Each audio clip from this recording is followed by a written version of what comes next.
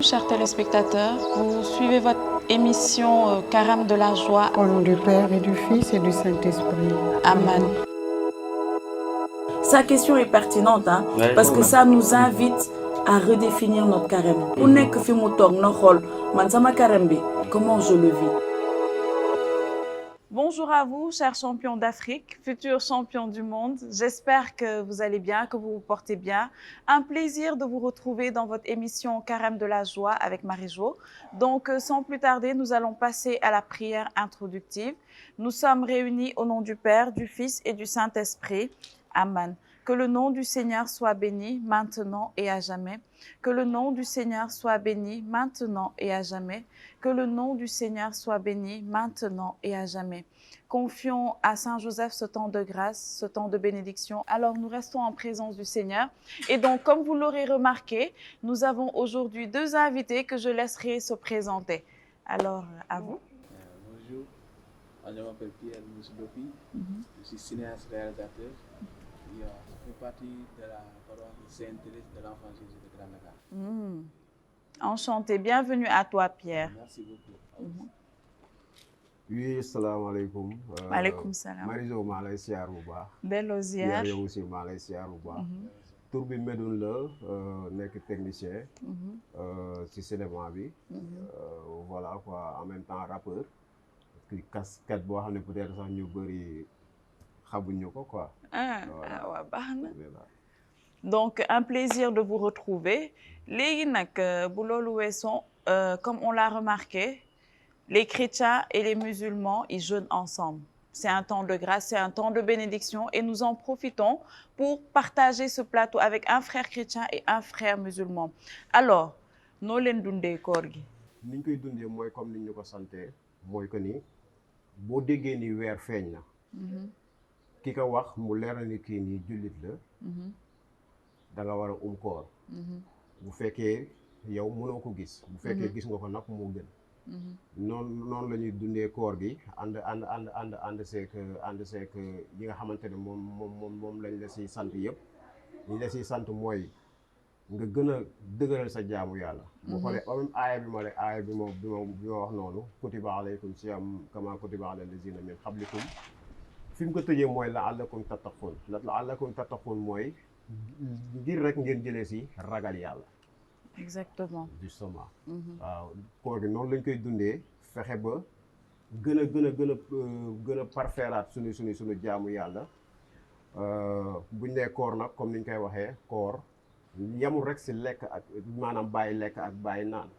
mais fexe ba sa bët fi mu doon tegu taw daa waru fa woon tegu nga dakkal ko. sa nopp li mu daan déglu te waru ko déglu nga dakkal ko sa tànk fi mu doon dem te waru ko woon dem nga dakkal ko. sa làmmiñ aussi la nga sa daan wax te nga xam ne carrément lii nii war nga ko mën a soppi mu nekk lu baax nga jéem a taxaw si loolu. koor loolu lay jàngale defe naa ni noonu la ñu war a dundee koor te si yoon boobu la ñu nekk pour dundee ko koor. na yàlla nangu ñaan yëpp. alors Pierrot noo dundee carême bi ñu ngi fin match bi de. waaw ñu ngi fin match bi di ndokkale suñu confrères yi. xam nga ñoom dañoo courageux quoi. comme le gars yi di wax. courage bi neex na. waaw neex na trop moom mais ñun comme nu mu expliqué carême bi jeune la. abstinence comme nu mu expliqué lépp c'est la même chose quoi. da ngay pardonner quand kii dara tooñ wala yaa ko tooñ def ngeen jéggalante ngay joxe amoon maanaam tey jii nii comme yow yaa ngi ak 100 francs exemple. yow sa 100 francs yow nii journée chaque jour 100 francs nga koy xaaj nga joxe ko amoon nga téye 50 francs noonu nga war di wóore quoi lépp bàkkaar yi nga doon def nga ñaan yàlla jégal la ko loo doon def si lu bon maanaam tey jii nii yaa ngi doon def lii tey da nga koy bàyyi nga xam ne yaa ngi si mois de carême nga mën a delloo si sa xel si yàlla quoi mën a gën a approché aussi si yàlla. mais est-ce que ça veut dire tamit que parce que ñu ngi ci weeru koor ñu ngi ci mois de carême est-ce que loolu bu jeexee carême bi bu jeexee weeru koor bi bu jeexee da ngay delluwaat ci li nga nekkoon. non parce que boo leen waxee ne non yaa ngi ci weer bi da nga war a lii ça veut dire que après boo ci génnee da ngay dellu ci li nga nekkoon alors que je pense que ça doit être une continuité. ah si ça doit être une continuité comme ni nga ko waxee mais tey jii ñun dafa fekk ni dama yàlla baal gars yi comme ni ñuy wax ay bàkkaarkat lañ da ngay yeewu loolu yomb na de da ngay def yeewu loo xam ne doo ko tey sànq ko léegi weeru koor bi moo la mën a permettre li nga doon def chaque jour comme tey jii yow da ngay comme gars yi dañuy xëy ñii di def lii di wax si nit lu bon wala mooy loolu léegi loolu tey jii yaa ngi woor bi ngay woor yaa ngi prière maanaam du question de xiif rek mais prière bi ngay prière bi mu ngi lay limiter ni si que li nga doon wax si exemple mérul tey jii doo ko wax si mérul yaa ngi concentré si sa prière mais loolu noonu boo ko mënee def chaque jour waaw moo lay arrangé parce que di nga gën a comme moo waxee sànq jege yàlla mais ñun ko ay bàkkaarkat la dañuy xëy baaloo léegi suba génnaat defal même chose doo comprendre mais comment y remédier Medoune yow lan moo si sa xalaat waaw damay delluwaat rek si li Pierre wax xam nga tey par exemple ñun suñu koor dañ ko natt si 30 jours 29 ba 30 jours mais si 30 jours yooyu dañ ko xaaj ñetti pàcc ok xaaj fukki fan yu njëkk yi dañ ne la mooy fukki fanu yërmande fukki fan yu si topp ñu ne la mooy fukki fanu njéggal fukki fan yu si topp ñu ne mooy fukki fan yi nga xamante ne si la yàlla di gorelee si safara mun naa la si expliquer comme si domaine bi nga nekk noonu maanaam naka la ñuy def ba bu ñu jógee si koor gi après 11 mois yi di ñëwaat mu am impact par rapport ak koor gi li mu def si ñun pour man bu ñu ne la fukki fan yu njëkk yi fukki fanu yërmande la yërmande boobu noonu maanaam tey yaa ngi peut-être xamoo woon xiif yaa ngi xiif bis ni ki tey yow war nga mën a xam ne kon képp ku xiifati rek xam nga coono bi muy daj kon coono boobu muy daj noonu yow si moment boobu noonu pare nga pour mën a séddoo moom lépp loo yor loolu mooy yërmande bi nga xamante ne moo war a tas après dafay yaatu si yow ba foo mën a demaat ak ñu nekk si koor gi wala ñu jóge si koor gi yëpp yërmande boobu noonu dafa war a màgg si yow buñ leen yëgal ak tooñ yi ñuy tooñ yàlla mu ñu koy baal boo nekkee si koor yaa ngi jaamu yàlla yaa ngi wax yàlla man de maa ngi jégalu ndax man leer na ma ne defoon naa temps ak temps c'est vrai nga yaakaar yërmande yàlla nga yaakaar njégalu yàlla boobu kon yow foofu tamit war nga si yëgee ni képp ku la tooñit war nga ko di jégal ça c'est vrai c'est ça bu ñu demee tamit si goreel nit ci safara mais ñun suñu biir am na lu ñuy dundante loo xamante ne parfois ma def pierre loo xamante ne man maa ngi koy dugal safara si exemple parce que tey si liggéeyante wala si wax nit si loo xamante ne mooy loolu kooku yaa ngi koy mbugal te pourtant moom mi ngi dund pour man ñett yooyu nag buñ ko boolee boo génnee si koor gi bagage la boo xamante ne da nga koy amaale pour mu mën a gunge li des si sa dund Medoune tooñ nga affaire yi nag kontaan nañ le peuple est content waa léegi maintenant comme léegi nee ngeen on est en train de jeûner ensemble kon vendredi saint kon ngalax du am d'accord nga non da ngeen di wóor il faut ñu jàppale leen ci koor gi bañ leen tenter parce que xam nga ngalax bi boo koy def xel bi sa xel bi war na ci mën a nekk kon ngalax dañ koy annuler année bi pour problème bañ a am man dama part personnel mën naa ne garaaw quoi mais xam naa ne am ñoo xam ñu ngi naan yii mais du nee nga garaawul non maanaam boo déggee moo la loolu maanaam mooy que ni bëgg naa ngalax nag trop bëgg naa il faut se priver de ce qu'on aime c'est ça le jeûne voilà mais boo déggee boo déggee moo wax loolu man xam naa ne am na ñoo xam ne ñu ngi wax ni nga xañ leen ngalax bi moo gën a metti xeetu ngalax bi di leen xeeñ est-ce que xaw ma ndax comprendre li comprendre ma wolof bi dafa diis dafa profond waxaatal ma dégg maanaam am na koo xamante ne maanaam moom si carême bi yëpp moom mi ngi sóoraale ni Marie-Jo war na ko indi ngalax waaw te kooku noonu am na benn mar boo xamante ne mar na ko ngalax bi daaw la ko gëj a lekk ay waay sam léegi kooku boo ko indilul ngalax nga ne ko dama doon bañ xet di rayal moom ñàkk indil ngalax bi mooy gën a garaaw si moom lu muñ rek ñu ñaanalante es bi ñaan lañu woote ngalax bi donc ngalax bi déjà ci ñun du priorité c'est-à-dire on doit faire le ngalax waruñoo tere dem vendredi saint léegi comme yéen da ngeen di woor dañuy jàppalante qu'on se soutienne ci prière bi ñu gën a concentré wu ci prière bi teg ngalax bi de côté parce que côté ñoom dañuy woor te booy woor waroo liggéey loo war a mais woor dafa am dog dafa am déedéet waaw loolu moo tax te tooñ baaxul tamit sànq wax nga ko tooñ baaxul kon année bi moom ngalax amul les téléspectateurs sont d'accord ngalax amul année bi ah champion d'Afrique non yow d'accord nga ci sa xel. non ñëpp d'accord fi mu toll nii ñoom nangu nañ parce que problème la ñuy bañ a indi compréhension bi faw mu daw problème sax nekkul si les musulmans naka lañ koy jàppee mais yéen tamit da ngeen bëgg ngalax. c'est pour tout le monde c'est vrai. voilà loolu laa la bëgg expliquer quoi. c'est juste vrai rek ngalax bi benn moment la boo xam ne de partage la comme ni ñu koy waxee. te tamit pour man nit ki tamit woor nga partager ko li nga xamante ne moom la gën a bëgg loolu tamit tuyaaba la. waaw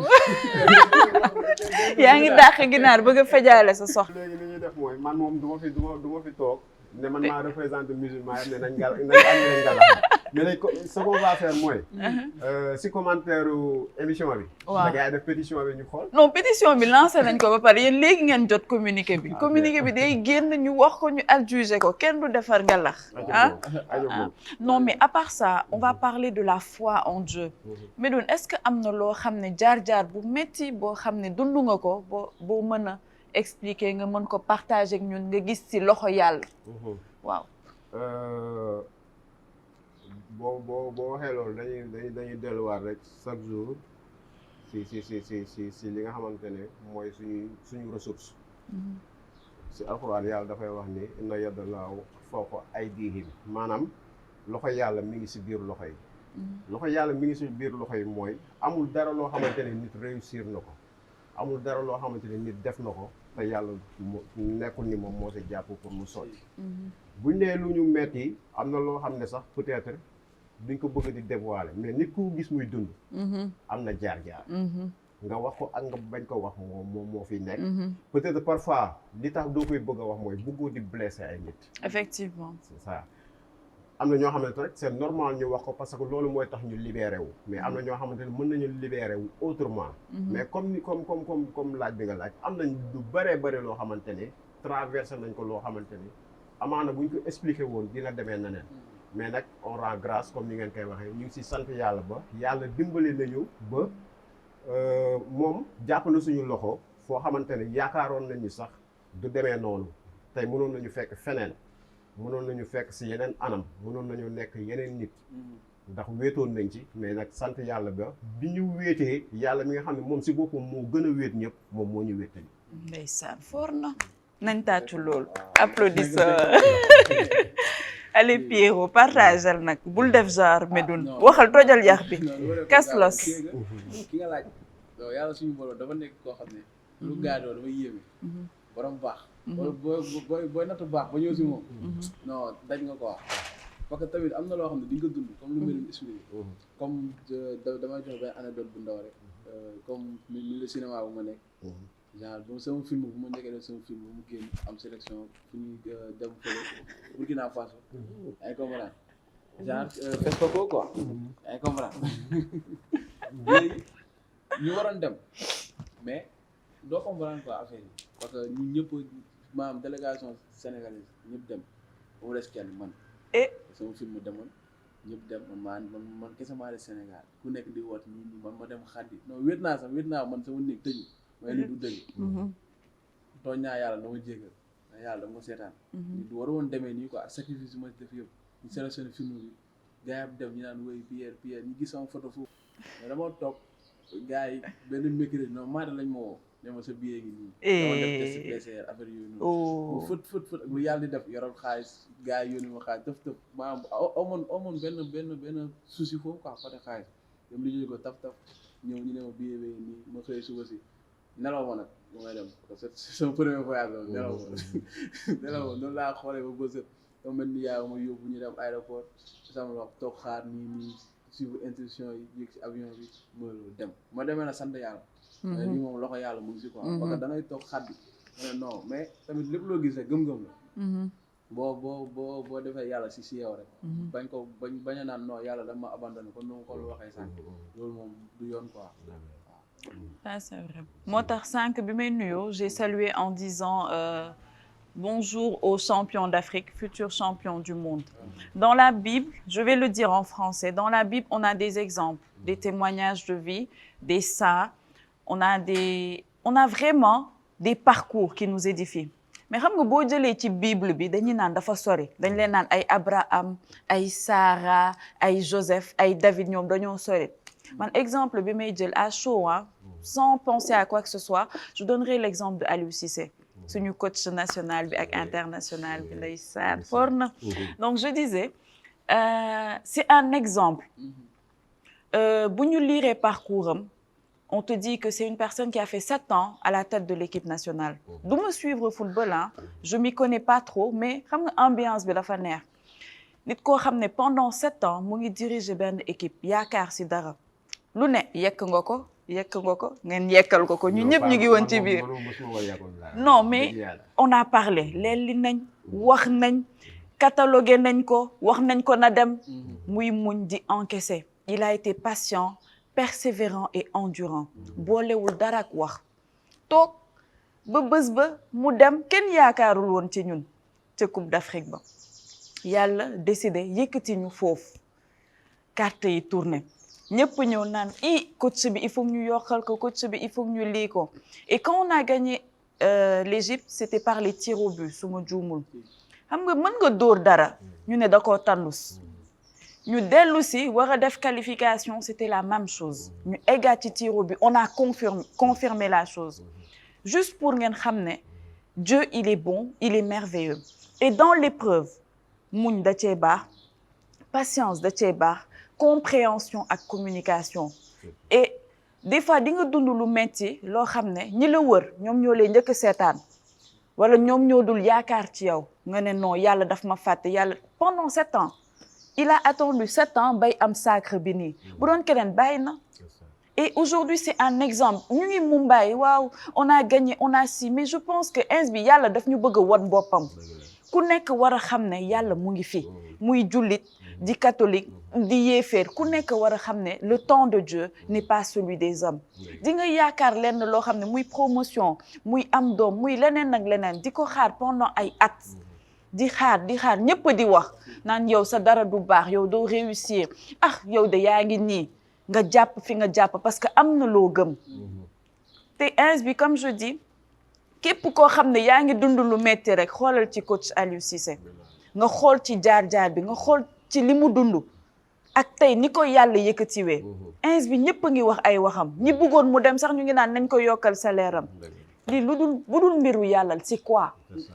et c'est un exemple pour tout un chacun képp kuy seetaan émission bi na nga toog xoolaat sa bopp la foi en Dieu amul musulman amul chrétien on a un même Dieu na ku nekk xam ne nag yàlla ñëpp la fi nekkal lu metti tey dina mës a jeex te loo mën a muñ day jeex seen président dafa ne wàccee leen bible yi ak wàccee leen kaamini wala du loolu la waxoon te looloo ñu jig la prière en toute chose en tout temps en tout lieu savoir que lu dul yàlla neen la lu dul yàlla neen am na benn affaire buy daw si TikTok bi lu dul yàlla neen la ginaaru kenn nenu ma mais dañ koy wéy nii di ko fooy di ko defee TikTok mais c'est quelque chose de réel da ngay jàpp ne man sama àdduna bi jeex na amatuma chance feebar naa amatuma yaakaar maa ngi nii tëdd ça fait 7 ans maa ngi nii mënuma fexe am liggéey ça fait 7 ans yàlla ngi leen ñii dina naan mon enfant xoolal kii ça fait 7 ans mu ngi liggéey di carburer di joxe xaalis di investir lu ne mu ngi koy dégg lu ne mu ngi koy muñ tey xoolal situation li ma ko defal lan moo tax yow mënuma la ko defal ce que il a fait en fait il faut se dire yàlla li mu defal tey Aliou Cissé lan moo tax yow mënu la ko defal ñu ngi wax ci Aliou Cissé on parle aussi de Sadio Mané c'est un exemple à prendre ñu ngi fii naan oui il est bon il est si mais ci sama yaakaar yàlla ins bi daf ñu bëgg a wan boppam xam ne xol bu rafet day fay aujourd'hui on a l'exemple de Sadio il a investi xam ay priorité am da ngay gis les étrangers ils te disent il est pas dans le folklore dans les grandes maisons les belles les beaux accessoires les téléphones non dans la simplicité dafa humble et je pense que dans la Bible comme dans le Coran on dit que l'humilité précède la gloire da ngay suufel sa bopp yàlla yëkkati la lii am na lu ma ci war a jàng am na nu ma ci war a jëfee waratuma doon même personne qu'avant parce que jël naa exemple ci kii wala ci kële lan ngeen ci yokk waaw comme li nga expliqué pour man loolu c'est clair Aliou Cissé comme ni nga expliqué man aussi amoon naa chance avant mooy jour bi ñu war a jot drapeau bi. benn ITV bu ko gars yi doon jël côté Diamniadio bi. fii jour yi logé woon. amoon naa chance su fekkee interview. mais sincèrement man bi ma ko dégloo muy wax parce que tamit parfois les rumeurs. ni ngay déggee ñuy interpréter. man bi ma toogee comme en tant que technicien placer samay lumière ainsi de suite gars yi commencé interview bi ñu defee ITV bi man bi ma ko toogee di déglu sincèrement sama yaram dafa daw. parce que lu tax mu daw mooy li ma doon dégg ak ki ma gis du benn. li ma doon dégg si nit ñi ak nit ki ma gis xam naa ne am na ngandi différence te tamit il faut tamit ñu bàyyi xel lool maanaam il faut ñu jéem a dimbali suñu bopp. lu ma ne dimbali keneen mais ñu dimbali si bopp di bañ a di waxati lu ñu wóorul. mais comme ni nga expliqué yàlla moom bu waree jàngale fu ñu ko yaakaarewul rek lay jàngale. pour man loolu mooy essentiel bi ñun ñëpp ñu bàyyi si xel xam ne. maanaam li ñuy dig yëpp si monde bi ci côté matériel ci côté leneen ak leneen. nit ki am na lu ëpp solo loolu mooy ngëm-ngëmam. sa ngëm-ngëm bu dëgëree même si diine dañ la koy wax mais ragalal yàlla may la wërsëg. ragalal yàlla defal la nangam. ragalal yàlla defal la nangam. li ñu yaakaar ne maanaam mën nañ jaar feneen pour am ko bu ñu jubee mën nañ ko am te duñu yàqal dara suñu dund. Comme on le dit, la foi, ce n'est pas seulement prendre un exemple biblique, un saint, Saint Thomas, Saint Joseph, Sarah, Abraham, non. On a des exemples, on a des témoignages au quotidien qu'on peut exploiter. Et c'est pourquoi aujourd'hui, on a insisté sur l'aspect de notre coach, de Sadio Mané et de plein d'autres. Il y a encore beaucoup d'autres comme exemple. Donc, ne vous dites pas qu'on est out of connection. Non. L'exemple, c'est ça. C'est savoir tirer le bon de l'autre, savoir tirer le meilleur de la situation de l'autre et apprendre. Ne pas jubiler pour jubiler, mais tirer les bonnes leçons de ce que le Seigneur nous permet de vivre au quotidien. La foi en Dieu, c'est ça. Et la foi sans les actes, elle est vaine. Et ce sont des actes comme ça qu'il nous est donné d'expérimenter au quotidien, qu'on soit chrétien, qu'on soit musulman. On ne jeûne pas ensemble par hasard. Tout ce que Dieu permet est bon et le temps est favorable. Profitons tous ensemble de ce temps de prière où le Ramadan croise le carême pour offrir à Dieu notre pays, nos intentions, le monde, afin que règne la paix de Dieu dans nos cœurs, dans nos maisons, dans nos foyers, dans nos lieux de travail, dans le monde. C'est important. Donc, s'ils n'ont pas de mots de la fin, oui, Pierre. waaw di la remercier waat Marie-Jo di jaajëfal ñu si yenn éclaircissement si carême waaw di leen jaajëfal bu baax mais tamit il faut nag war a wax si nekk dimanche yi de dañuy woo dimanche yow bëggal naa ay fen na mek affaire yooyu gën pas de ndekki pas de ndekki pas de ngalax non loolu moom yoon la wax dëgg yàlla. pas de ndekki pas de ngalax non da ngeen di ndekki. ak invitation ndogu yi man nañ ma invité ndogu. yow maa la waaw ban jour. ban jour nga préféré. j'aime bien mercredi. mercredi waaw incha allah. waaw baax na nañ dem boo ma invité wul ci télé bi laay ñëw wax si ko. waaw baax na donc merci à vous chers champions d'Afrique futurs champions du monde chers téléspectateurs de la ITV de Catholicom. Nous vous disons merci d'avoir bien voulu suivre avec nous cette émission Carême de la joie avec Marie-Jo. Merci à notre frère Pierre et à notre frère Medoun d'avoir accepté de partager avec nous le plateau. Donc, sans plus tarder, nous avons commencé par la prière. Nous allons clôturer par la prière. Tonton Medoul, dafal ñaan rek. Non, man duma sa tonton. Dafal ñaan rek. waaw ñaan gi mën nañ ko tënk si lu gàtt quoi. benn kilifa dafay wax ni. lépp lu yàlla sàkk am na yiw am na safaan. lépp lu yàlla sàkk lu nekk rek am na yiw am na safaan. moom muy wax ni yàlla ñu ngi lay ñaan lépp loo sàkk. yàlla ñu bàddil si yiw yi. te solil ñu safaan yi. Sénégal lépp loo xamante ne yiw la loo xamante ne war na ko mën a am ba mu jëriñ ko. ba Sénégal nekk réew mu neex a dëkk. si côté bépp nag laa wax yàlla nañu ko yàlla may lépp loo xamante ni dafa nar a yàqu sunu stabilité. yàlla nañu ko yàlla sori. Assalamu alaikum wa rahmatullah. Amen. Alors, nous scellons toutes ces grâces, toutes ces bénédictions. Nous scellons le Sénégal, nous scellons le dialogue islamo-chrétien. Nous scellons ce monde dans les entrailles de la très sainte Vierge Marie et entre les mains de Saint Joseph, au nom du Père, du Fils et du Saint-Esprit. Amen. Amen. Vous êtes bénis et que Dieu vous garde.